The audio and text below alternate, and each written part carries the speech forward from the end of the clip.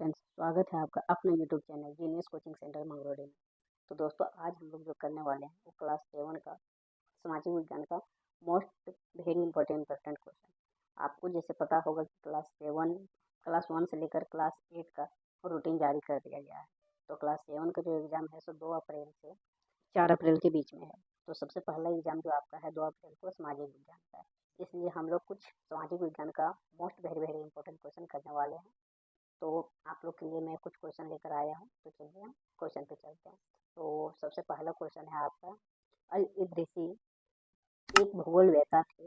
मतलब अल इदरीसी जो थे वो एक भूगोलवेत्ता थे। लेकिन क्वेश्चन में आपसे पूछा जा रहा है कि अल इदरीसी एक भूगोलवेत्ता थे, लेकिन कहाँ के रहने वाले थे। तो आपको 4 ऑप्शन दिए गए हैं। पहला ऑप्शन है अरब के, दूसरा ऑप्शन है आपका कनाडा, थर्ड ऑप्शन है आपका जापान और फोर्थ ऑप्शन है आपका इनमें से कोई नहीं। तो इसका राइट आंसर हो जाएगा आपका अरब। अल इदरीसी जो है सो अरब के रहने वाले थे। ठीक है, चलिए अब नेक्स्ट क्वेश्चन देखते हैं। नेक्स्ट क्वेश्चन है आपका, वह व्यक्ति जो नक्शा बनाता है उसे क्या कहा जाता है। तो पहला ऑप्शन है आपका शिल्पकार, सेकंड ऑप्शन है आपका मानचित्रकार, थर्ड ऑप्शन है वास्तुकार और फोर्थ ऑप्शन है इनमें से कोई नहीं।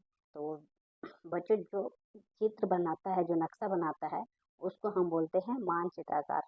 जैसे कि नक्शा को हम लोग मानचित्र ही बोलते हैं, इसलिए जो नक्शा बनाता है उसको हम क्या बोलेंगे, मानचित्रकार। तो इसका राइट आंसर हो जाएगा ऑप्शन नंबर बी, मानचित्रकार। चलिए थर्ड क्वेश्चन देखते हैं।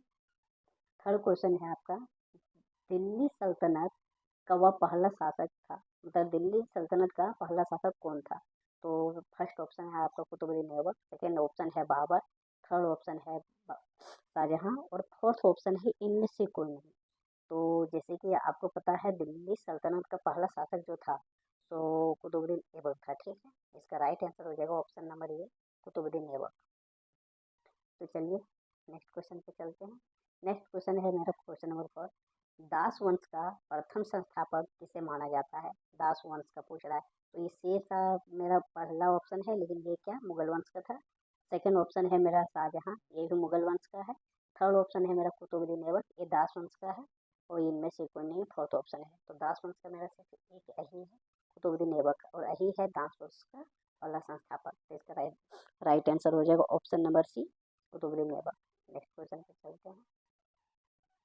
नेक्स्ट क्वेश्चन है आपका, गोंड जाति किस राज्य में पाए जाते हैं। तो गोंड जाति सबसे ज़्यादा किस राज्य में पाया जाता है ये पूछा गया है। तो फर्स्ट ऑप्शन है आपका बिहार, सेकंड ऑप्शन है बंगाल और थर्ड ऑप्शन है छत्तीसगढ़ और फोर्थ ऑप्शन है इनमें से कोई नहीं। तो गोंड जाति जो है सबसे ज़्यादा आपको पाया जाता है छत्तीसगढ़ में। तो इसका राइट आंसर हो जाएगा ऑप्शन नंबर सी। ठीक है, अगला क्वेश्चन पे चलते हैं। अगला क्वेश्चन आपका है, अधिकांश जनजाति का मुख्य आजीविका। आजीविका मतलब होता है कि अपना जो गुजर बसर करने के लिए किस पे आश्रित होते हैं। तो लगभग लगभग अधिकांश जाति जो होता है, तो पहला ऑप्शन है आपका कृषि, सेकेंड ऑप्शन है नौकरी, थर्ड ऑप्शन है व्यापार और फोर्थ ऑप्शन है इनमें से कोई नहीं। तो दोस्तों, नौकरी तो सर के लिए पॉसिबल है नहीं और व्यापार भी सर के लिए पॉसिबल नहीं है, लेकिन कृषि जो है सो लगभग लगभग जाति जाति जितने भी है सब कृषि पे डिपेंड है। तो इसका राइट आंसर हो जाएगा ऑप्शन नंबर ए, कृषि।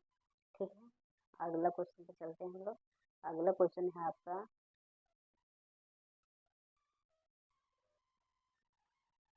अगला क्वेश्चन है, विश्व के सबसे बड़े सांप निम्न में से कौन सा है। यहाँ पर पूछा जा रहा है विश्व का सबसे बड़ा सांप।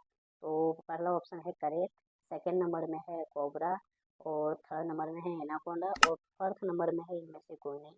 तो दोस्तों, आपको पता है सबसे पहले कि कैरेट सबसे छोटा होता है। ठीक है, और सो कोबरा भी छोटा ही होता है। एनाकोंडा जो होता है सो सबसे बड़ा सांप होता है। तो विश्व का सबसे बड़ा सांप एनाकोंडा है। तो इसका राइट आंसर हो जाएगा ऑप्शन नंबर सी। चलिए नेक्स्ट क्वेश्चन पे चलते हैं। नेक्स्ट क्वेश्चन पे देखते हैं क्या पूछा है। Next question number 10। ठीक है, तो इसमें पूछा गया है कि उष्णकटिबंधीय सदाबहार वन की लकड़ियाँ कैसी होती है। ऑप्शन नंबर ए है कठोर, ऑप्शन नंबर बी है मुलायम और ऑप्शन नंबर सी है गुदेदार और ऑप्शन नंबर डी है इनमें से कोई नहीं। तो उष्णकटिबंधीय सदाबहार का वन का लकड़ी जो होता है तो बहुत ही कठोर होता है। ठीक है, तो इसका राइट आंसर हो जाएगा ऑप्शन नंबर ए, आपका राइट आंसर हो जाएगा कठोर। चलिए नेक्स्ट क्वेश्चन पे चलते हैं। नेक्स्ट क्वेश्चन है आपका,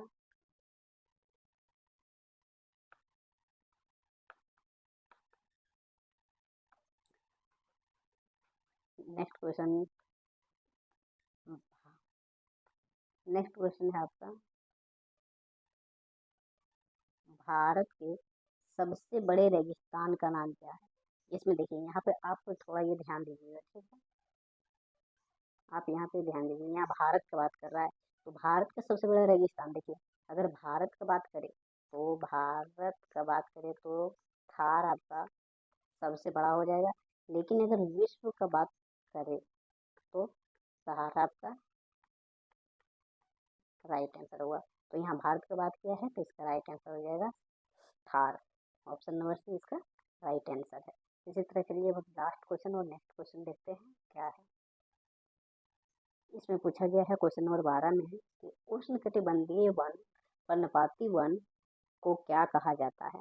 तो ऑप्शन नंबर ए में है मानसूनी वन, ऑप्शन नंबर बी में है सदाबहार वन, ऑप्शन सी है शंकुधारी वन और ऑप्शन डी है इनमें से कोई नहीं। तो उष्णकटिबंधीय की बात कर रहा है तो उष्णकटिबंधीय जो होता है सो मानसूनी वन होता है, तो इसका राइट आंसर ऑप्शन नंबर ए हो जाएगा। ठीक है, इसी तरह का क्वेश्चन पाने के लिए हमारे चैनल को सब्सक्राइब जरूर करें। Thank you.